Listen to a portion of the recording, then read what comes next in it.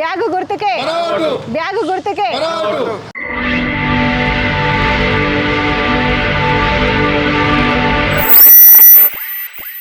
అందరికి నమస్తే.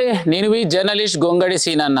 మరి ఓట్ల పండుగ వచ్చింది. ఎక్కడ చూసినా సర్పంచ్ల హవా జోర్దార్ తీన్మార్ నడుస్తుంది. మరి రంగారెడ్డి జిల్లా మహేశ్వరం నియోజకవర్గం కందుకూరు మండలంలో ఉన్నటువంటి మరి ఈరోజు గుమ్మడల్లి గ్రామంకి రావడం జరిగింది. గుమ్మడల్లి గ్రామంలో ఇంతకు మరి పరిస్థితి ఎట్లుంది, ఏముంది, మరి గ్రామస్తులనే వారి మాటలను అడిగి తెలుసుకునే ప్రయత్నం చేద్దాం.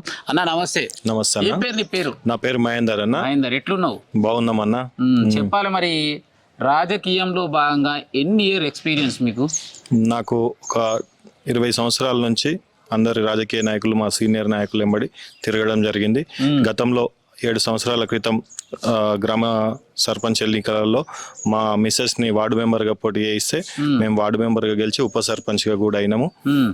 మా పెద్దలు ఈసారి మహేష్ అన్న గారు పోటీ చేస్తున్నారు. ఏ పార్టీలో ఉండే? మేము అప్పుడు ఇండిపెండెంట్గా ఉన్నాము, కాకుంటే బీజేపీకి సపోర్ట్ చేసినాం. బీజేపీ ప్యానల్లో ఉప సర్పంచ్ అయినాము. ప్రస్తుతం ఇప్పుడు నేను ఒక 3 years నుంచి కాంగ్రెస్ పార్టీలో కొనసాగుతున్నా. మా కిచెన్న గారి, లక్ష్మారెడ్డి గారి అభివృద్ధి పనులు కాంగ్రెస్ పార్టీలకు రావాలనిపించింది. కాంగ్రెస్ పార్టీ నిరుపేదలకు ఎప్పుడు అనునిత్యం అండదండలతో ఉంటుంది. గతంలో ఇచ్చిన రేషన్ కార్డులే కానీ వైఎస్ఆర్ గారు ఉన్నప్పుడు ఇందిరమ్మ ఇండ్లు ఇచ్చాడు. అదే 10 ఏళ్ల తర్వాత వేరే పార్టీ అధికారంలో ఉండి కూడా ఒక ఇల్లు, ఒక రేషన్ కార్డు ఇవ్వలేకపోయింది. ఇప్పుడు రేవంత్ రెడ్డి గారి ఆధ్వర్యంలో ఇందిరమ్మ ఇండ్లు ఇవ్వడం జరుగుతుంది. 200 యూనిట్లు.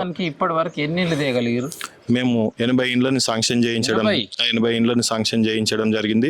మాకు పక్కకు విలేజ్ గిరిజన తండా ఉంటుంది. ఆ తండా వాసులను కూడా దృష్టిలో పెట్టుకొని వాళ్ళు నిరుపేద 30-40 ఏళ్ల కింద ఇచ్చిన ఇండ్లలోనే ఇప్పటికి ఉంటున్నారు. అందుకని మేము ప్రత్యేక చొరవ తీసుకున్నారు మా కేఎల్ఆర్ గారు. వారి చొరవతోటి, మా పెద్దల సహకారంతో మేము ఎక్కువ ఇండ్లు రప్పించుకోవడానికి స్టార్ట్ చేసినాం. సుమారుగా ఇప్పుడు 50 ఇండ్లు, 46 ఇండ్లు పైన కన్స్ట్రక్షన్ అయినాయి. 2-3 ఇండ్లు గృహప్రవేశం అయినాయి. బిల్లులు కూడా సకాలంలో పడుతున్నాయి వాళ్ళకు. దానికి మా విలేజ్ అధ్యక్షుడు, మా సీనియర్ నాయకులు మహేష్ అన్న గారు, వీళ్ళందరి సహకారంతో అన్ని ఇండ్లను కన్స్ట్రక్షన్లో చేస్తున్నాం. సో రైట్, గతంలో చూసుకున్నట్టయితే బీఆర్ఎస్ పార్టీలోకి రావడానికి కారణం అనేది తన మాటల్లోనే తెలియజేయడం. ఏదేమైనా అభివృద్ధి కావాలంటే కాంగ్రెస్ పార్టీతోటే సాధ్యమని తన మాటల్లో చెప్పడం జరిగింది. అన్న నమస్తే. నమస్తే. ఏం పేరు అన్న నీ పేరు? నా పేరు శ్రీనివాస్ గౌడ్ అండి. శ్రీనివాస్, ఎట్లున్నాయి అన్న? నేను జబర్దస్త్. ఏం చేస్తుంటావు? నేను విలేజ్ ప్రెసిడెంట్ని, కాంగ్రెస్ విలేజ్ ప్రెసిడెంట్ని. మా ఊరికి కాంగ్రెస్ ప్రభుత్వం వచ్చిన తర్వాత 10 సంవత్సరాలలో రాని రేషన్ కార్డులు నేను సార్ తోటి కొట్లాడి మరి ఇండ్లు, అదేవిధంగా సీఎం రిలీఫ్ ఫండ్ చెక్కులు కానీ ఇవన్నీ కేఎల్ఆర్ సార్ కృషితోటి మా ఊరికి పక్క ఊర్ల కంటే కూడా ఎక్కువ తేయగలిగినాము.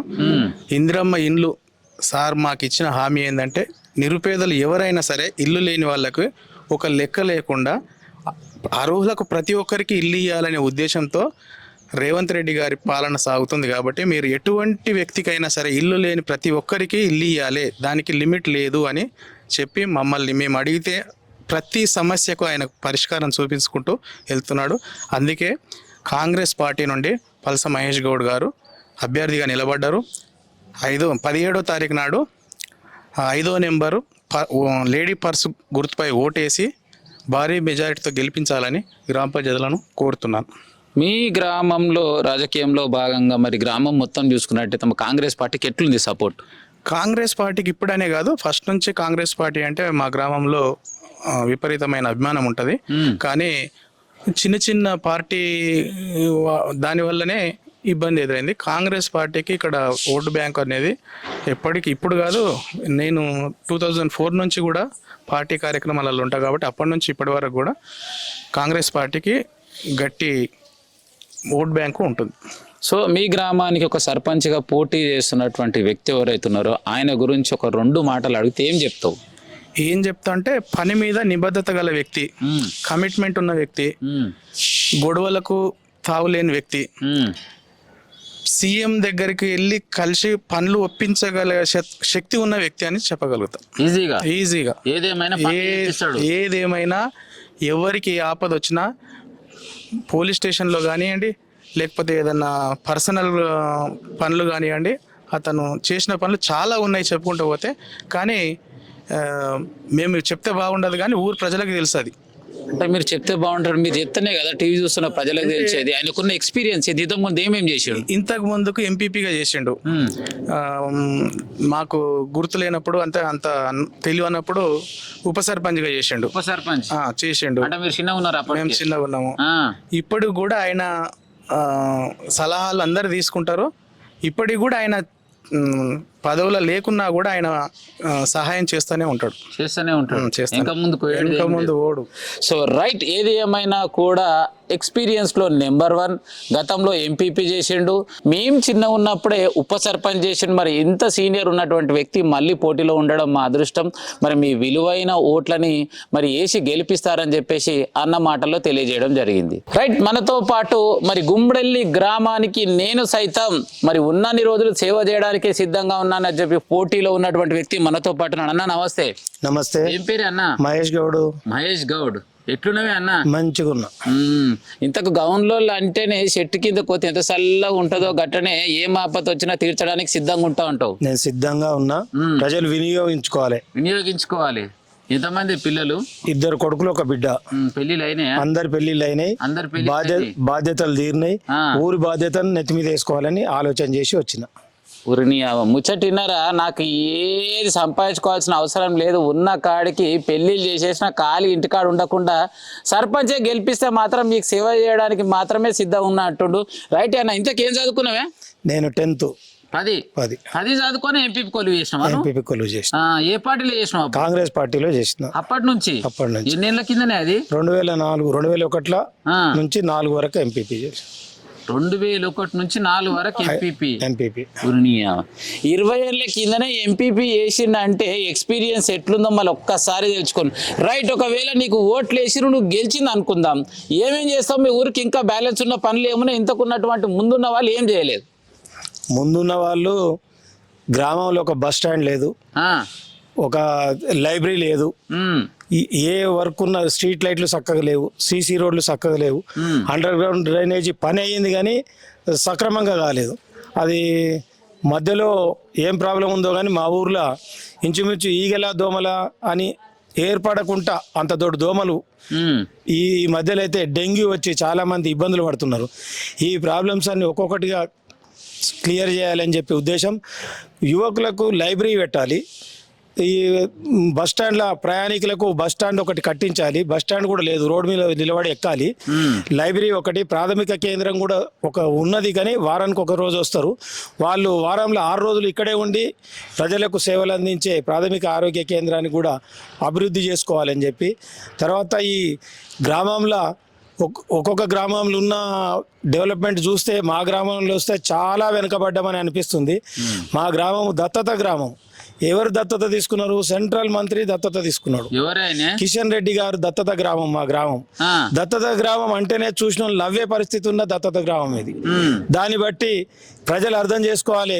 సెంట్రల్ మినిస్టర్ కూడా ఈ పని చేయలేదు కాబట్టి ఈరోజు ప్రజలు ఆశీర్వదించి అభిమానించి నన్ను ముందుకు పంపిస్తే దానికి విరుద్ధంగా ఎంత పని చేస్తానో చూసి అప్పుడు నన్ను అడిగి పని చేయించుకోవాలని చెప్పి తెలియజేస్తున్నా. ప్రభుత్వానికి ఉన్న నిబద్ధతను 4th సిటీ మన పక్కనే వస్తుంది కాబట్టి, హైదరాబాద్ అంతా ఇక్కడనే వస్తుంది కాబట్టి హైదరాబాద్కు ధీటుగా మన గ్రామాన్ని అభివృద్ధి చేసుకోవాలనే కృత సంకల్పంతో ముందుకు పోతున్నా. సో రైట్, అన్న చెప్పిన ముచ్చట మీ అందరికి అర్థమైంది అనుకుంటా. ఏదేమైనా బీజేపీ పార్టీకి సంబంధించినటువంటి సెంట్రల్ మినిస్టర్ కిషన్ రెడ్డి దత్తత గ్రామం. మరి దత్తత గ్రామం అన్నట్టే ఉందా? దత్తత ఉందా అంటే ఏం లేదు, అంతా ఉత్తతనే ఉంది. ఇప్పటి వరకు చేసింది ఏం లేదు. మరి మీ విలువైన సమయాన్ని కేటాయించి మీ పవిత్రమైన ఓటేస్తే తప్పకుండా అభివృద్ధి చేసి చూపిస్తా అని చెప్పేసి మనతో పాటు తెలియజేయడం జరిగింది. రైట్, మనతో పాటు మహేశ్వరం నియోజకవర్గం మహిళా విభాగం ఇన్ఛార్జ్ సమంత మేడం గారు ఉన్నారు. మరి సమంత మేడం ఇక్కడికి రావడానికి ముఖ్య కారణం ఏంటంటే, మరి ఎక్కడ ఎలక్షన్ జరిగినా కూడా కాంగ్రెస్ పార్టీ నుంచి ఇన్ఛార్జ్గా కేటాయించడం జరుగుతుంది. సో అందులో భాగంగా గుమ్మడెల్లి గ్రామానికి మరి ఇన్ఛార్జ్గా నియమించడం జరిగింది. మరి ఇంతకు ఏమైతుంది, ఎట్లయిందో అడుగు తెలుసుకునే ప్రయత్నం చేద్దాం. మేడం నమస్తే. నమస్తే. ఎట్లున్నారు మేడం? బాగున్నారు. చెప్పాలి, ఒక మహిళ అయి ఉండి ఇంత పొద్దున లేచి మీకు ఇచ్చినటువంటి కార్యాచరణలో భాగంగా మరి ఎట్లెట్లా నడుస్తుంది? నా మహిళ అంటే మహిళలు అన్నిట్లలో ముందుకుంటారు. మేము ముందుంటాం. మేము ఇల్లు చక్క పెడతాం, రాజకీయం కూడా చక్క పెట్టగలుగుతాం. కాబట్టి కేఎల్ఆర్ గారి ఆదేశాల మేరకు నన్ను ఈ ఊరికి ఇన్ఛార్జ్ చేయడం జరిగింది. నేను ఈ ఊరికి వచ్చి ఊరి యొక్క పార్టీ స్థితిగతులేంది, పార్టీని ఎవరు పెడితే ఎవరు బలపరిస్తే పార్టీ మనం ముందుకు వెళ్ళగలుగుతాం అనే విధంగా దాన్ని ఒక కనుక్కునే విధంగా నేను రావడం జరిగిందన్న ఇక్కడ. సో పొద్దున్నే లేచి విలేజ్లకు మొత్తం బస్తీ తిరుగుతున్నారు కదా, ప్రజలు ఏ విధంగా రిసీవ్ చేసుకుంటున్నారు? ప్రజలు చాలా బాగా రిసీవ్ చేసుకుంటారన్న. ఇంకొకటి ముఖ్యంగా మహేష్ అన్న గారి గురించి చెప్పాలంటే ప్రతి ఒక్కరు చాలా వాళ్ళ సొంత బిడ్డలాగా, సొంత ఇంటి మనిషిలాగా, మా ఇంటి పెద్ద నాన్నను, మా ఇంటి బాబాయ్ అనే విధంగా అందరు రిసీవ్ చేసుకోవడం జరుగుతుంది. సో ఫైనల్గా మరి టీవీ చూస్తున్నటువంటి ప్రేక్షక దేవుళ్ళకి కాంగ్రెస్ పార్టీ గనక మరి మీరు గెలిపించినట్టయితే మీరు ఇచ్చేటువంటి బెస్ట్ అభివృద్ధి పథకాలు ఏమేమి ఇవ్వబోతున్నారు? ఇంకా అన్న ఇప్పటికే మీరు చూస్తున్నారు, గత 10 ఏళ్ళుగా బీఆర్ఎస్ కానీ బీజేపీ ప్రభుత్వాలు ఏవి చేయలేని పనులు కాంగ్రెస్ ప్రభుత్వం చేస్తుంది. ఇందిరమ్మ ఇల్లు ఏంది, ఉచిత కరెంట్ ఏంది, ఇప్పుడు ఫ్రీ బస్సులు పెట్టి ఎంతో మంది మహిళలు ఆర్థికంగా కూడా అభివృద్ధి చెందడం జరుగుతుంది. ఇంకొకటి ఆరోగ్య బీమా ఏంది, తర్వాత సీఎం రిలీఫ్ ఫండ్ చెక్ లేదు, ప్రతి ఒక్క విషయంలో కూడా కాంగ్రెస్ ప్రభుత్వం ముందుకు పోతుంది. ఇంకా ముందు భవిష్యత్ తరాల్లో కూడా విద్యార్థులకే కానీ, ఉద్యోగస్తులకే కానీ, మహిళలకే కానీ, సామాన్య ప్రతి ఒక్కరికి అందుబాటులో ఉండి ప్రతి విధమైన అభివృద్ధి పనులతో ముందుకెళ్తాం మేము. సూపర్. ఒక మహిళా నాయకురాలుగా గతంలో ఉన్నటువంటి హోమ్ మినిస్టర్ కావచ్చు, విద్యాశాఖ మంత్రి కావచ్చు, ప్రస్తుతానికి ఉన్నటువంటి ఎమ్మెల్యే కావచ్చు, సబితా ఇంద్రారెడ్డి గురించి అడిగితే అసలు ఏం చెప్తావు? సబితా ఇంద్రారెడ్డి గురించి అడుగుతా అంటే ఇప్పుడు ఆమె గురించి మాట్లాడే అవకాశం అయితే ఇక్కడ లేదు. ఎందుకంటే ఇది గ్రామ స్థాయి ఎలక్షన్స్ కాబట్టి ఒక ఎమ్మెల్యే క్యాండిడేట్ గురించి ఇక్కడ ఏం మాట్లాడాలనుకుంటలేను నేను కాబట్టి చెప్తాను. సో రైట్, చెప్పినటువంటి పాయింట్లో బాగా స్పష్టత ఉంది, గమనించండి. ఎందుకంటే ఇవి సర్పంచ్ ఎలక్షన్, సర్పంచ్ల గురించే మాట్లాడదాం, ఎమ్మెల్యే గురించి తర్వాత చూసుకుందాం అని చెప్పి ఫైనల్గా మా టీవీ చూస్తున్న ఈ గ్రామస్తులకు అందరికీ ఏం చెప్తావు? ఇక ఈ గ్రామస్తులందరికీ చెప్పేది ఏంటంటే మీరు ముందుగా అభివృద్ధి చెందాలన్నా ఇప్పుడు ఒక లైబ్రరీ లైబ్రరీ ఇప్పిస్తా ఉంటారు. ఇప్పుడు విద్యార్థులు ఎవరికైనా చదువుకోవాలనే ఆసక్తి ఉన్న వాళ్ళు కొంతమందికి అవకాశాలు లేకుండా ఉంటుంది. ఇప్పుడు ఇక్కడ స్కిల్ డెవలప్మెంట్ యూనివర్సిటీ వస్తుంది. ప్రతి ఒక్క విద్యార్థికి మనం ఎంత చదువుకున్నా కూడా మనకు స్కిల్స్ లేకపోతే ఏ జాబ్ కొట్టలేం. ఆ విధంగానే స్కిల్ డెవలప్మెంట్ వస్తుంది కాబట్టి ప్రతి విద్యార్థులు కన్నా లైబ్రరీ ఇప్పిస్తా అంటున్నాడు. స్ట్రీట్ లైట్స్ లేవు, స్ట్రీట్ లైట్స్ చేపిస్తా అంటున్నాడు. ఇంకేంటో ఒక మినిస్టర్ దత్తత తీసుకున్న గ్రామం ఇంకా అభివృద్ధి చెందలేదంటే మీరే చూసుకోండి. అన్న ముందుకుండి ప్రతి ఒక్క అభివృద్ధిని చేస్తారని మేము నమ్ముతున్నాము. ఆయన గెలిపించాల్సిందిగా కోరుతున్నాం. రైట్, చూసిరు కదా మరి గుమ్మడెల్లి గ్రామానికి చెందినటువంటి మహేష్ గౌడ్ గారితోటి కుల్లం ముచ్చట్లయితే అడుచుకున్నాం. ఏదేమైనా కూడా మీ పవిత్రమైన ఓటు నోటుకి సుఖకి లొంగకుండా దయచేసి ఏమి తీసుకోకుండా వేయండి, ఏమి తీసుకోకుండా సేవ చేస్తానని చెప్పేసి మనతో పాటు తన విలువైన సందేశం ఇవ్వడం జరిగింది. కెమెరామెన్ సైతం మీ జర్నలిస్ట్ గొంగడి సీనన్న ఉంటాం మళ్ళీగా.